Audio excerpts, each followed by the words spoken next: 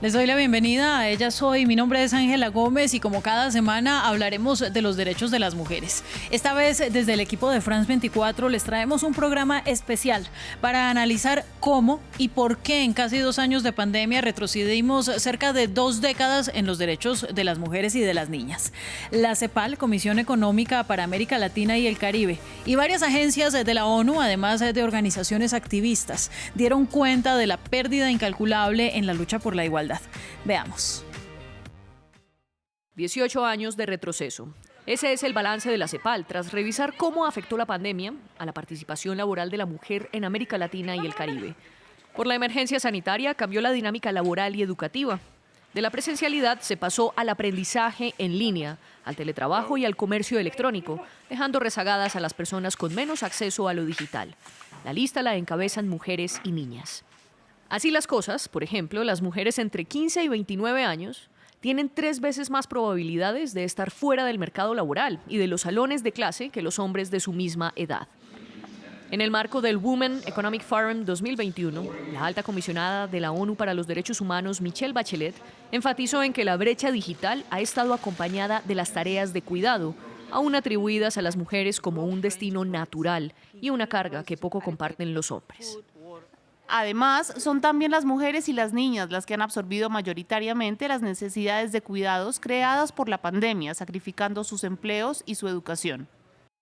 Otra dimensión que promovió el retroceso en los derechos de las mujeres fue el aislamiento. Las violencias contra pequeñas y adultas se intensificó a nivel global. Un estudio de ONU Mujeres denunció que casi 1 de cada 2 mujeres dijo sufrir o conocer a alguien que sufría abusos desde el inicio de la pandemia.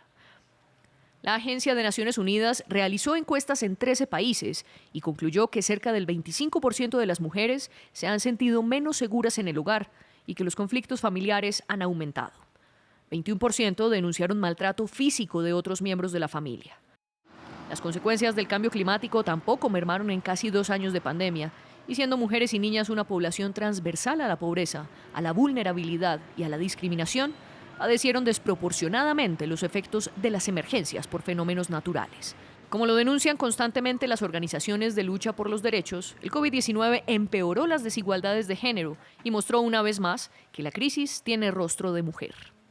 La conversación sobre el tema es con Diana Milena Samaniego Cerrato, investigadora del Observatorio de Género y Diversidades de la Universidad del Rosario en Colombia, y con Linda Cabrera, abogada y directora de la organización Cisma Mujer. Bienvenidas y gracias a ambas por estar en Ellas Hoy. Diana, un fenómeno que llama la atención y que detalló ONU Mujeres es que 24% de los miembros de estructuras nacionales para responder a COVID-19 en América Latina son mujeres. Esta falta de representación refleja la poca prioridad que tiene la protección de nosotras. Sí, claro que sí, y tiene unos efectos también muy puntuales, ¿no? Uno de estos es que no se comprende, digamos, la magnitud de las afectaciones que ha tenido la pandemia en la vida de las mujeres y las niñas y las adolescentes. Entonces, muchas organizaciones han estado, digamos, evidenciando estas afectaciones particulares, pero pues esto no es suficiente, no necesitamos medidas que atiendan a estas afectaciones, pero sobre todo que transformen los efectos de las mismas. Algo que es evidente es que se han establecido medidas, pero de manera muy general, y que cuando se habla de la incorporación del enfoque de género, los gobiernos solo lo hacen en términos cuantitativos, es decir, contar el número de mujeres beneficiadas por esta serie de medidas, pero lo que no se ve detrás de esto es realmente la necesidad de transformar y de contener sobre todo unos efectos que merman la posibilidad de acceso a derechos de las mujeres. Bueno, Linda, ¿y por qué es indispensable el enfoque de género? Y en esto ha trabajado mucho Cisma Mujer, porque es vital pensar en las transversalidades. Ángela, hola.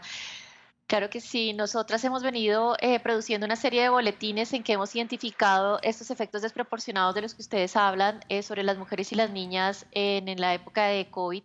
No es casualidad estos efectos desproporcionados, porque justamente hay una situación preexistente de mayor desigualdad y una estructura de violencia contra las mujeres y las niñas que las pone en un lugar de riesgo frente a cualquier crisis, que en este caso fue el COVID, pero puede ser una crisis humanitaria u otra. Esto genera unos impactos desproporcionados, como usted los ha explicado en el reportaje, y eso amerita una una respuesta de los gobiernos que hemos solicitado desde el primer momento para que se atienda ese impacto desproporcionado y para que se reverse esta mayor brecha que se ha venido abriendo, no solo atendiendo el aquí y ahora de la crisis de la pandemia para las mujeres y para las niñas, sino los efectos que a mediano y a largo plazo ya se han configurado, ya se están consolidando y eso se debe revertir. Sin embargo, los gobiernos no están adoptando medidas pensando en el futuro de las mujeres y las niñas. Fíjese que ya pasaron 2 años y no ha pasado nada al respecto. Un dato, Diana, que ha resonado mucho en el último año es lo que representan las tareas de cuidado. Si fueran consideradas como un valor económico, sumarían 9% del Producto Interno Bruto mundial. ¿A qué se refiere esa cifra? Bueno, el PIB hace referencia al valor monetario de producción de bienes y servicios de un país, ¿no? Entonces, cuando hablamos que el 9% del PIB a nivel mundial, lo que estamos diciendo es que ese trabajo de cuidado, que es un trabajo, primero que garantiza la reproducción de la vida, es decir, el bienestar, la vida misma, que generalmente es hecho por las mujeres, que es hecho además al interior de los hogares, que no suele ser reconocido ni social ni económicamente, está, si lo contabilizáramos, si le pusiéramos un valor económico, estaría siendo el 9% de todo el valor, digamos, de toda la producción mundial de bienes y servicios. Es decir, que hay un trabajo que es históricamente ha sido feminizado, que, digamos, permite también no solamente el sostenimiento de la vida misma de los individuos, sino también de las naciones. De ahí que, digamos, también haya sido una insistencia a reconocer cómo esta pandemia sobrecargó a los cuerpos de las mujeres, de las niñas particularmente, frente a estas tareas de cuidado, porque digamos, nos implicó un retroceso frente a algunos avances que ya se habían hecho frente a construir sistemas nacionales de cuidado, a colectivizar un poco el cuidado, a reconocerlo en términos económicos, pero también sociales, pues porque algo que sí es muy cierto es que las mujeres que han dedicado su vida al trabajo de cuidado no tienen, por ejemplo, posibilidad de acceder a un sistema de seguridad social que les permita a largo plazo, por ejemplo, tener una pensión o acceso a salud, sino que esto siempre ha estado mediado por la dependencia frente a parejas, hijos e hijos o a veces al Estado a través de los sistemas subsidiados. Insistimos mucho en el tema, pero parece que no nos escuchan sobre la importancia de que cuando se protege a una mujer se están protegiendo todas las redes que están detrás de esa mujer, sus comunidades, sus hijos, su pareja, sus padres, todas las personas y toda esa red de cuidado que existe. Linda, la alta comisionada para los derechos humanos, Michelle Bachelet, dijo que para una mejor recuperación de la crisis, los esfuerzos tienen que tener en cuenta los derechos humanos de las mujeres y las niñas, porque para eso no hay presupuesto. ¿Cuál es el problema de fondo en los sistemas que están creados para hombres?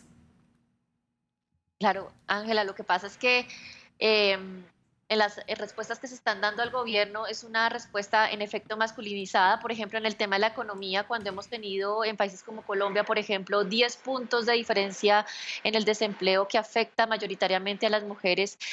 Cuando se toman las medidas, se piensa en la reactivación de sectores que, como digo, tenían preexistencias de desigualdad, como el sector de la construcción, y no se piensa en la reactivación económica también de los sectores que tienen mayor participación de las mujeres, por ejemplo, los servicios hoteleros, los servicios de comercio informal,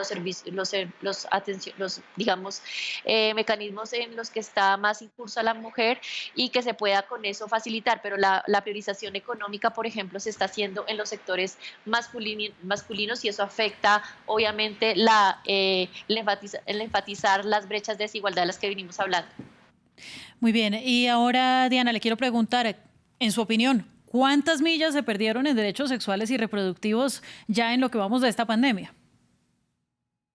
Uf, bueno, digamos que el tema de acceso particularmente a métodos de planificación, fue una gran pérdida. Acá en Colombia había sucedido algo antes y era que se había reducido el precio de pastillas bueno, de los anticonceptivos, y esto creo que era un logro porque también el tema, la capacidad adquisitiva ya era una limitante para acceder a los métodos anticonceptivos. Luego viene la pandemia y entonces el problema es que no podemos salir a comprar estos métodos anticonceptivos, porque, bueno, se reduce el ingreso, entonces no tenemos con qué comprarlos. Otra cosa es que nos da miedo ir a los centros de salud a reclamarlos cuando no los da el sistema de salud.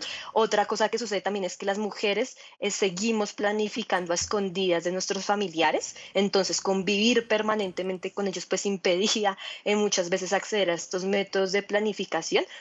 Esto por una parte. Por otra también estaba el tema de la interrupción voluntaria al embarazo, que pues aquí en Colombia está reglamentada con la sentencia C-355 en 3 causales, pero que pues en este contexto de pandemia se impedía acceder a ellas, ¿no? En temas repito, ¿no? Como acceso a salud. Entonces no íbamos a los centros hospitalarios por el miedo al contagio, pero también digamos que cuando llegábamos allí había un montón de barreras, pues porque la prioridad era otra, ¿no? La prioridad era el COVID, y entonces la interrupción voluntaria del embarazo no estaba como una agenda prioritaria dentro de la atención a salud de urgencias, además.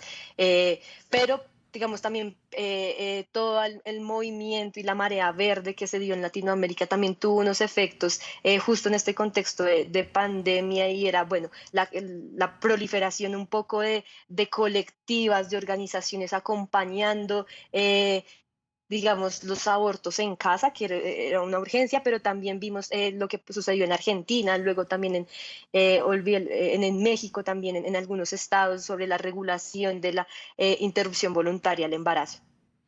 Y mientras tanto, Estados Unidos dando pasos hacia atrás. Muchas gracias a ustedes dos por el análisis y por pintarnos un poco el panorama de lo que ha sido la vida de las mujeres en estos casi 2 años de pandemia y pues todavía lo que nos queda. Ya para el cierre, pues la amenaza del virus puso de relieve que esta crisis, como las demás en el mundo, tienen un rostro de mujer. Lo repitió el secretario general de la ONU, Antonio Guterres, y lo han replicado las organizaciones de derechos humanos. ¿Usted qué opina? Desde casa se comienza ayudando. Gracias por estar nuevamente en Ellas Hoy y sigan en France 24.